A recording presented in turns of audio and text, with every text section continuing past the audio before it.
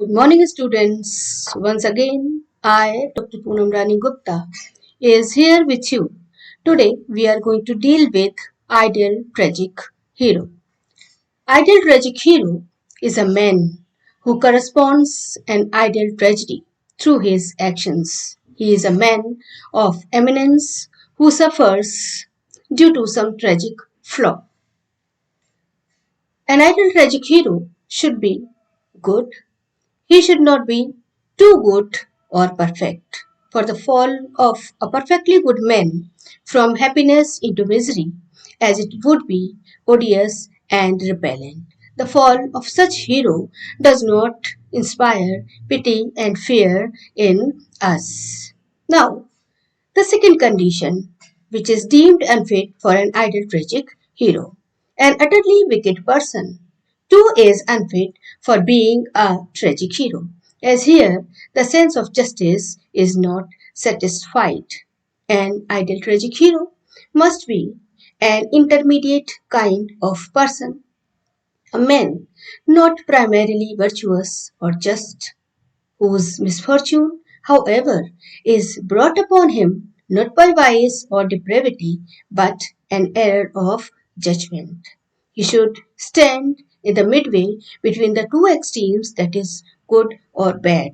That means an ideal tragic hero should be a mediocre kind of person. He should neither be too good nor too bad. He should neither be perfectly good or a godly figure or a divine figure, nor he should be an absolute villain, because both the conditions do not create a feeling of catharsis, or they do not create pity or fear in the mind of the spectators and the audiences. So that is why an ideal tragic hero should be a man of mediocre character. And the fall of the tragic hero should be the result of some hamartia. Hamartia is a Greek word meaning missing the mark. It is not the moral falling, but rather miscalculation or error of judgment. Bradley uses it as tragic flaw on the part of the tragic hero. The tragic hero is not depraved or vicious, but he is also not perfect, and his misfortune is brought upon him by some fault of his own. It may be accompanied by some moral imperfection, but is not itself a moral imperfection, and the suffering hero is not morally to blame.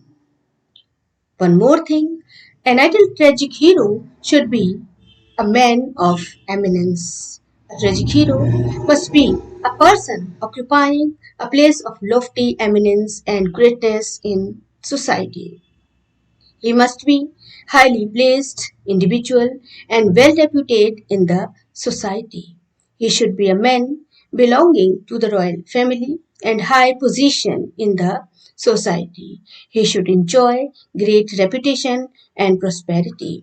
He should belong to the high strata of society, because when a person falls from a height, the fall of such a person always creates awe in the mind of the spectators and the audience in the modern times. Now, let us take certain points on Aristotle which are going to help you in your MCQ type answers. So, let me begin with Aristotle, who was born in 384 BC and died in 322 BC. Aristotle was a disciple of Plato. Aristotle was a Greek philosopher. Poetics is a short treatise of 26 chapters and 45 pages. It is not a work of intended publication. That means he never intended to publish whatever he was delivering to his students. Basically, all these chapters, they are not written for the sake of publication. They are the lectures which he delivered to his students. The style of the treatise is telegraphic. Aristotle's theories are based on Greek poetry and drama. A tragic hero should be a man of eminence. Language of tragedy should be embellished. function of tragedy is the catharsis or the purification of baser feelings. Tragedy has six formative parts that are plot, character, diction, thought, spectacle, and song. Aristotle provided first place or the first significance to plot, second significance to character, and then he gave the importance to diction, thought, spectacle, and song, respectively. Tragedy presents the scene of pity and fear. The tragic pleasure is divided from our natural sense of harmony, rhythm, and instinct of imitation. In tragedy, plot is more important than character. Imitation is the common basis of all arts. Plato correlated imitation to painting, Aristotle related it to music. Plato demands all poets to be banned from an ideal state.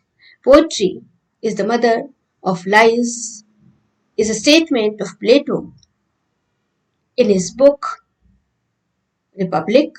Republic is written by Plato. So thank you for being with us.